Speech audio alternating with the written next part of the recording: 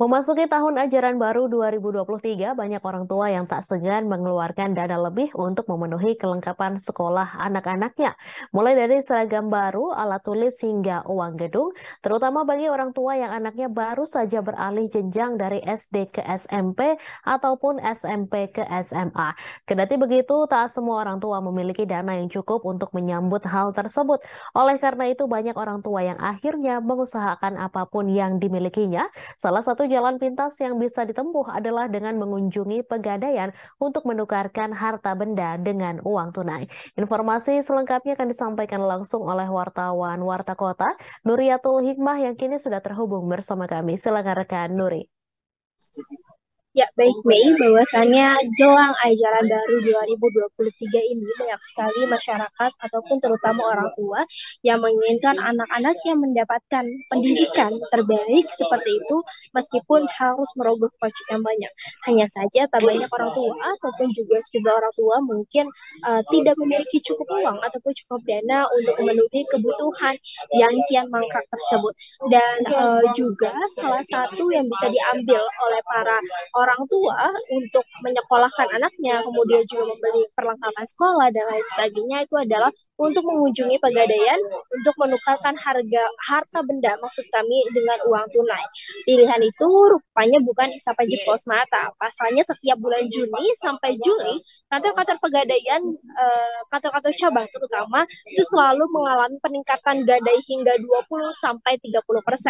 Contohnya di Pegadaian Petamburan Jakarta Barat misalnya. Saat kami mengunjungi ataupun saat portokotalive.com mengunjungi dari kantor Pegadaian Petamburan Jakarta Barat, diketahui bahwasannya Pegadaian Jakarta Barat itu sendiri mengalami lonjakan ataupun ada peningkatan jumlah orang tua ataupun jumlah masyarakat yang melakukan gadai hingga 20 sampai 30%. Tak main-main bahwasannya pada periode tersebut pihak Pegadaian di kantor cabang Petamburan itu mendapati nasabah yang menggadaikan emasnya hingga 1 miliar rupiah, di mana trek itu merupakan trek yang biasa yang memang setiap tahunnya selalu ada di bulan Juli ataupun Juni, mengingat itu merupakan bulan-bulan ataupun juga jelang tahun ajaran baru seperti itu. Dan juga di Pegadaian itu sendiri sebenarnya bermacam-macam begitu masyarakat ataupun para orang tua yang menggadaikan harta bendanya, mulai dari emas, kemudian juga surat-surat berharga dan lain sebagainya, dan di mana kebanyakan memang yang digadaikan itu adalah emas seperti itu. Dan selain itu juga ada beberapa pinjaman, mulai dari pinjaman modal ataupun pinjaman konsumtif, dan juga biasanya untuk pinjaman modal itu diperuntukkan untuk mereka yang buka usaha. Hanya saja kalau misalkan pinjaman konsumtif, barang-barang yang ditukarkan menggunakan uang tunai itu bisa digunakan bebas oleh masyarakat ya, seperti untuk membeli seragam ataupun juga untuk keperluan lain. Demikian Mei, kembali kepada Anda. Baik, terima kasih rekan Nuri atas laporan Anda, dan benar wartawan kami juga telah menghimpun wawancara dengan pimpinan cabang Pegadaian Petamburan. Berikut tayangannya untuk Anda. Oke, di kita itu pegadaian ya.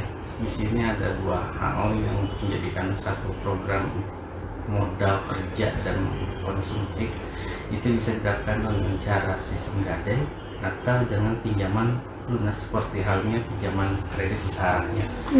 Dan untuk dua hal tersebut itu sangat kecil ininya ya, pengembaliannya kita sebut adalah sewa modalnya, dimana kalau untuk pembiayaan kur syariah dengan pegadaian kita tuh hanya menerapkan sekitar 3% aja setahun. Artinya kalau seandainya kita pinjam 1 juta itu pengembalian sewa modalnya aja sekitar 14 ribuan per bulan. Di sini tuh untuk skemanya angsuran dari 1 sampai dengan 10 juta untuk kredit usaha rakyat itu dengan 3% setahun, saya pikir itu udah sangat paling murah ya. Terus yang kedua itu kita ada gadai peduli, di mana gadai peduli dengan uang pinjaman sampai dengan 1 juta aja itu free administrasi, bahkan sampai dengan free sewa modal itu tanpa ada bunga. Terima kasih sudah nonton, jangan lupa like, subscribe, dan share ya.